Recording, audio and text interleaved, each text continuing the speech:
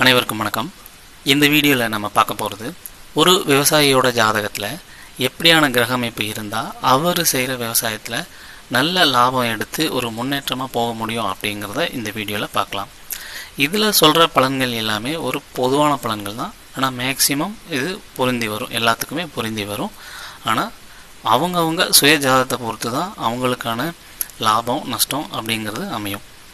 இதில் சொல்லப்படுறது ஒரு ஓவராலாக பொதுவான பலன்கள். இப்போது முதல்ல நல்ல லாபம் வருது அப்படின்னா அவருக்கு கிரகமைப்பு எப்படி இருக்கும் அப்படின்னா, முதல்ல பாதிக்கப்படாமல் அது வலுவாக இருந்து தசை நடத்தினாலும் சரி, ஆவரேஜாக சராசரியான வலுவோட தசை நடத்தினாலும் சரி, அந்த கிரகம் 2 அல்லது 11ஆம் இடத்தோட தொடர்பு கொண்டு, அதே மாதிரி குரு சுக்கிரனோட தொடர்பு கொண்டு, சாரநாதன் வீட்டு அதிபதி ஓரளவுக்கு வலிமையாக இருந்து தசை நடத்துது அப்படின்னா கண்டிப்பாக அவங்களுக்கு நல்ல லாபம் கிடைக்கும்.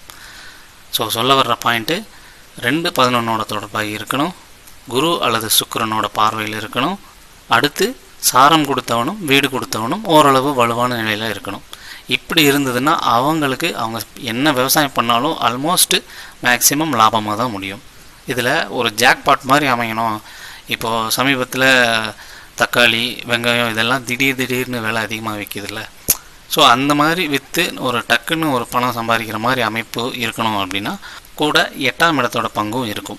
ஸோ அப்படி இருந்தது அப்படின்னா அவங்களுக்கு நிச்சயமாக ஒரு லாபமான விவசாயமாக தான் அமையும். 8ஆம் இடம்ங்கிறது எல்லா நேரத்துலையும் லாபத்தை கொடுக்காது, ஆனால் திடீர் லாபத்தை, திடீர் தனவரவை அது கொடுக்க தான் செய்யும். அடுத்து 2வது கேட்டகரி, தசாபுத்தி நடத்துகிற கிரகம் ஒரு பொதுவான வலிமையோடு இருந்து லக்னத்தோடையோ சந்திரனோடையோ அல்லது 6-10ஓடையோ தொடர்பாகி ஏதாவது ஒரு சுபகிரகத்தோட தொடர்பில் இருந்து திசை நடத்துது அப்படின்னா அப்போது அவங்களுக்கு ஓரளவு லாபம் கிடைக்கும். இப்போ சொன்ன இந்த 2 அமைப்பு எல்லாமே யோகியோட நட்சத்திரத்திலேயோ அல்லது அதிக பாகை கடந்த கிரகத்தோட தொடர்பாகி திசை நடத்தினாலும் சரி, அதாவது ஹச்டி கிரகத்தோட தொடர்பாகி திசை நடத்தினாலும் சரி, இல்லைன்னா புஷ்கர நவாம்சத்திலிருந்து திசை நடத்தினாலும் சரி, அல்லது இந்து லக்னத்தில் இருந்து தசை நடத்தினாலும் சரி, அல்லது கரணநாதனோட தொடர்பாகி தசை நடத்தினாலும் சரி, இப்போ சொன்ன எல்லாமே ஓரளவு பாசிட்டிவான அமைப்புகளை கொடுக்கக்கூடியது. இதோட சப்போர்ட் இருக்கும்போது அவங்களுக்கு ஏற்படக்கூடிய லாபம் அப்படிங்கிறது இன்னும் அதிகமாக இருக்கும். ஸோ மொத்தம் 2 அமைப்புகள் சொல்லியிருக்கோம். இந்த 2 அமைப்புகளில் எது இருந்தாலும் எந்த அளவு தொடர்பாகி இருக்குதோ அந்த அளவு லாபம் கிடைக்கும். தொடர்பு அப்படிங்கிறது பார்வையில் இருக்கலாம், சேர்க்கையில் இருக்கலாம், நட்சத்திரத்தில் இருக்கலாம், வீட்டிலையும் இருக்கலாம். இப்படியெல்லாம் எந்த அளவு கனெக்ட் ஆகியிருக்கோ அந்த அளவு லாபம் கிடைக்கும்.